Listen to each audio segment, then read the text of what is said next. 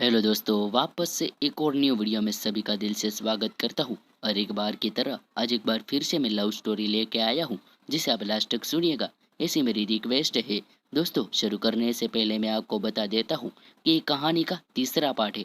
अभी तक आपने पहला और दूसरा पार्ट नहीं देखा है तो जाके पहला और दूसरा पार्ट देख लीजिए, लिंक डिस्क्रिप्शन में मिल जाएंगी। तो दोस्तों, शुरू करते हैं आज की कहानी का यह तीसरा पार्ट। अगले दिन कबीर कुछ बेचैन रहा। ध्यान जाने कहाँ भटकता रहा कि क्लास में 2 बार बायरन को वंडर्सवर्थ कह गया और इंटरवल में परेशान होकर स्टाफ रूम में जाकर बैठ गया। अहमद ने भी पीएचडी जक मारकर की नहीं थी। बेचैन शायरों की बेचैनी का राज समझ आता था उसे। बोला, लगता है कि हिना की निगाह तुम्हारे चेहरे से हटी नहीं है अब तक। क्या बकवास कर रहा है, कबीर ने कहा। इरादा था नहीं, फिर भी पूछ बैठा। वैसे ये हिना रहती कहाँ है?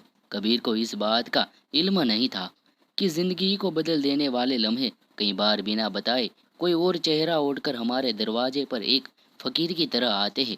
4 बजे जिंदगी को बदल देने वाले इसी ही लम्हे में कबीर हिना के दरवाजे पर खड़ा था। इससे पहले कि वो हिना के घर का दरवाजा खटखटाता, कबीर ठिठक गया।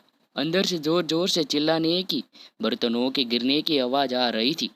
फिर सिसकियों की आवाज से सहमकर कबीर पलटने ही वाला था कि खिड़की से किसी ने बेरुखी से पूछा, क्या है, किससे मिलना है?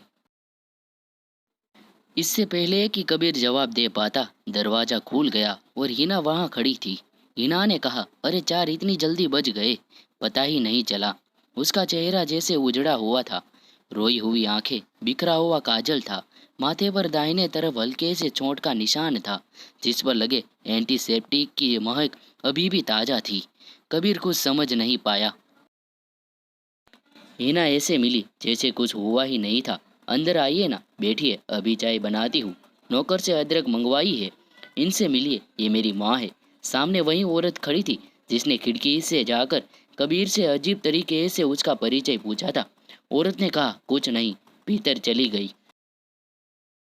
कबीर हिना की ओर देखता रहा। एकाएक, आप ठीक तो है? ये चोट कैसे? मैं एकदम ठीक हूँ, जरा सा फिसल गई थी बस। हिना ने कहा तो कबीर के जी में आया कि कह दे, गाती इतना अच्छा हो, लेकिन झूठ कितना खराब हो बोलती हो। कहा कुछ नहीं, लेकिन समझ गया कि इस खूबसूरत चेहरे और इस चमक दमक भरी जिंदगी के पीछे गहरी तकलीफ छुपी थी। हिना के माँ बाप टेज पर उससे गाने गवाकर दूसरों का मनोरंजन कराते थे और घर में उस पर हाथ उठाते थे। कबीर और हिना में प्यार हो जाना लाजमी था। दोनों एक ऐसे सफ़र के आधे अधूरे मुसाफिर थे जिनका सफ़र एक दूसरे के साथ ही पूरा हो सकता था, वरना मोहब्बत के खुदा यूं ही ऐसे मुसाफिरों को एक दूसरे से नहीं मिलवाते। हफ्ते गुजरते गए, फिर 2 महीने। कहते हैं कि विपरीत आकर्षित करते हैं, अपोजिट अट्रैक्ट। एक दूसरे से अलग थे हिना और कबीर। कबीर पत्थर दिल शायर था और प्यार की बातें उसे अब तक कविताओं, गज़लों, नज़मों में ही अच्छी लगती थी। हिना ने दर्द की दुनिया से परे अपने ख्यालों में एक दूसरी ही दुनिया रच ली थी। प्यार उसे मिला नहीं कभी, लेकिन प्यार पर फिर भी यकीन रहा। कबीर भी बदलने लगा था और प्यार के नसरत का धीमा दर्द अपने सीने में महसूस करके आईने में खुद को देखकर मुस्कुराने भी लगा था। हिना और कबीर अक्सर एक दूसरे से मिलने लगे। हिना पहली बार में ही खुल गई थी अपनी जिंदगी के बारे में। ऐसे कबीर को बताया सब कुछ जैसे सालों बाद कोई भरोसेमंद दोस्त मिल गया हो उसे। बताया कि कैसे अक्सर घर में उसे पीटा जाता था, कैसे आंसुओं को मेकअप में छुपाकर दिल में खंजर टांगे वो टेज पर खुशी के गीत गाया करती थी।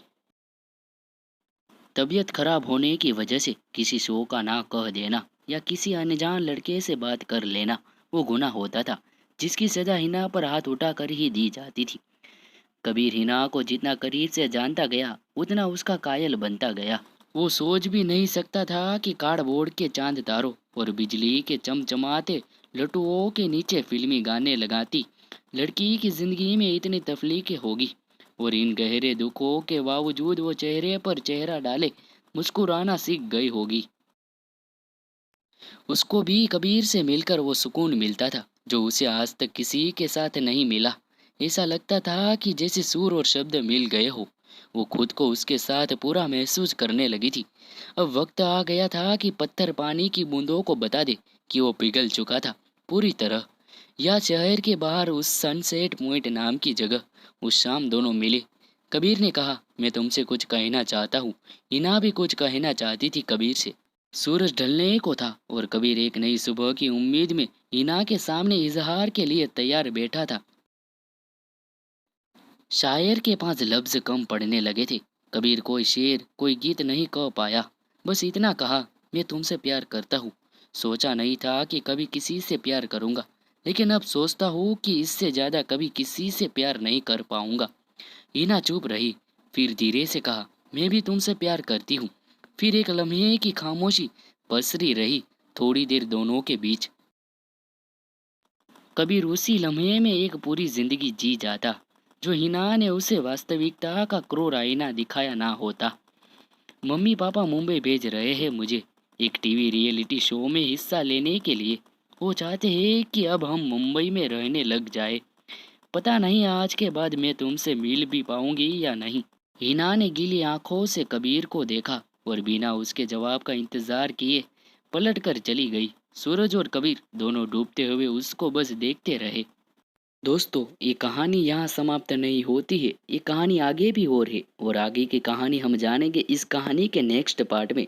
और जानेंगे कि हिना कबीर से मिलने जाती है या नहीं, या कबीर हिना से मिलने मुंबई जाता है या नहीं, और हिना के माँ बाप को जब इस बात का पता चलता है तो हिना के साथ क्या करते हैं, वो हम जानेंगे इस कहानी के चौथे पार्ट में। तो दोस्तों, वीडियो कैसे लगी कमेंट करके ज़रूर से बताइएगा। मिलते हैं इसी एक वीडियो के साथ दोबारा, तब तक अपना ख्याल रखिएगा। जय हिंद, जय भारत।